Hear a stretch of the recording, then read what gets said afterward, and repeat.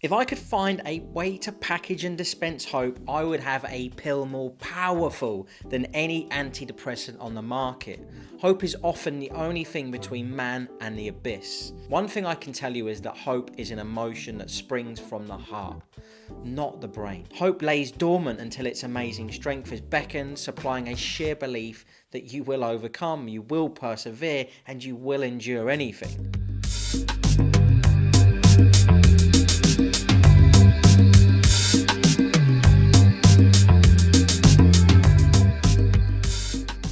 What's going on, guys? In this episode, I'm going to be covering the 3 key areas to hope and then finish with some points to help building and finding hope. If you're new to the channel and like personal development, please hit that subscribe button. If at any point you like what you see, give it a like. Hope is the belief that circumstances will get better.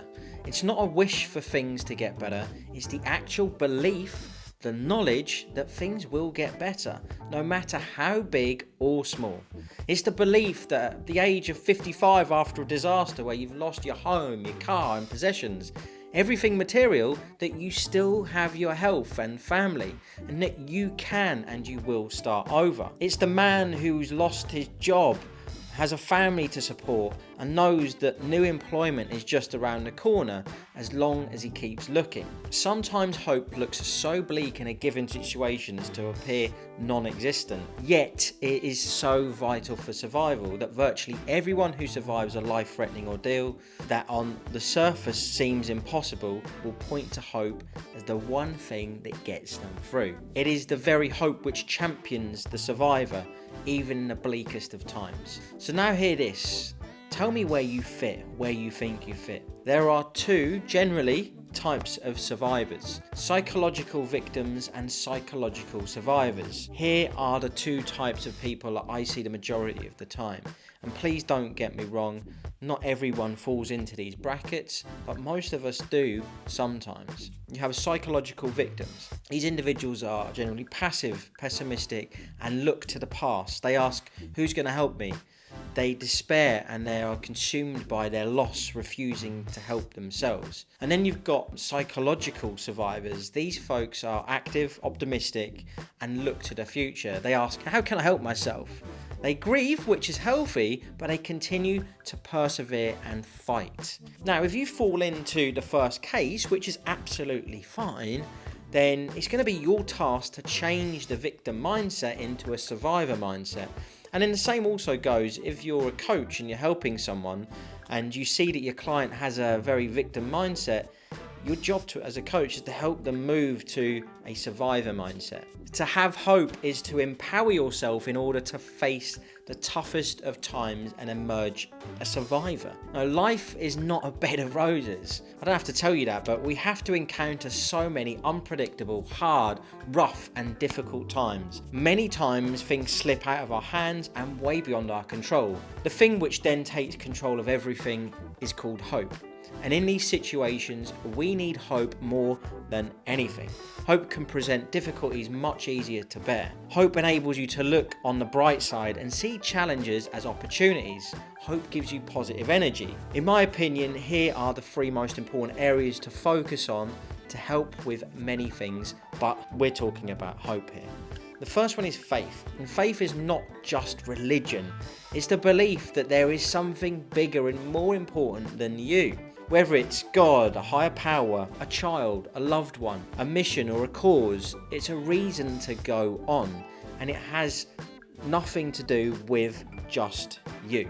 The second one I believe is very important is gratitude, something most of you will be familiar with, especially if you listen to my episodes and even if you're just into personal development. Either way, you've probably heard it a lot. Focus on what you have to be thankful for, not on what you don't have or what you have lost or what you want. Remind yourself of this every day. And then my third one is love. Think about the people in your life that you love and those that love you. Family and friends, make it a point to connect often and each and every one of them. This is best accomplished in person, but as we know, it's not always possible.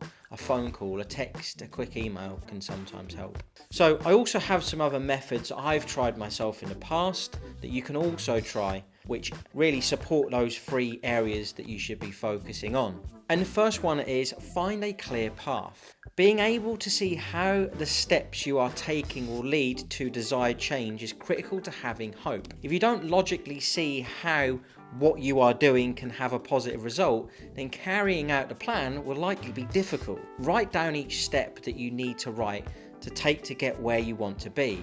If someone else is working with you, then push him or her to explain the steps that lead to the results you want. Look for role models who have found solutions. There are so many people who have overcome tremendous adversity.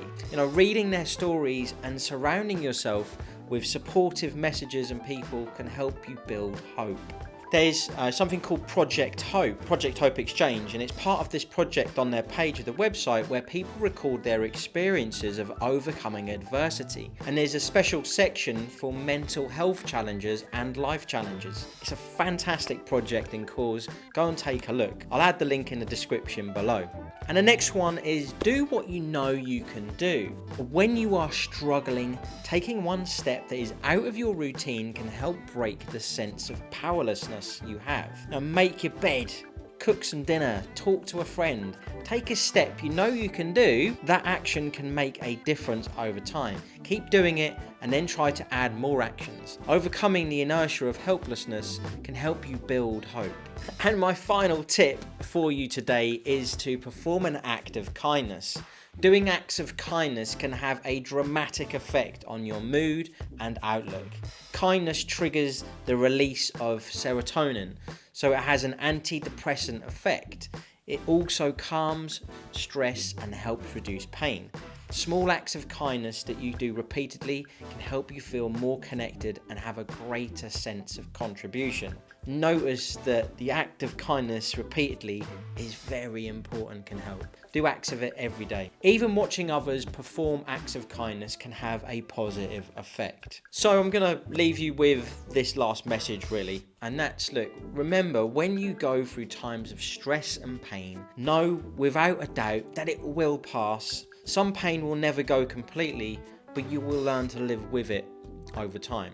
And often that alone is enough to make all of the difference. So my challenge time for you then today is, if you are currently doing okay, then find someone who might not be doing okay. Someone homeless, the elderly, children in need, and do something nice for them. Give them hope. And if you're hurt or in pain, then go and look for a role model, someone who's been through some adversity. Find a book, do some research on them, or watch a movie on them, and see if that can help inspire you and help you. And if that doesn't work, then call out for some help. Share your challenge experience with us in the YouTube comments, or tag us on Instagram using @Rozza Mindset. And that's it for today, everyone. If you enjoyed the content and haven't already, I would appreciate you hitting that subscribe button. While you're at it, you could give it a like. If you want to be notified of when new episodes are released, then hit that little notification bell. But this has been Richard Rozza. Peace out.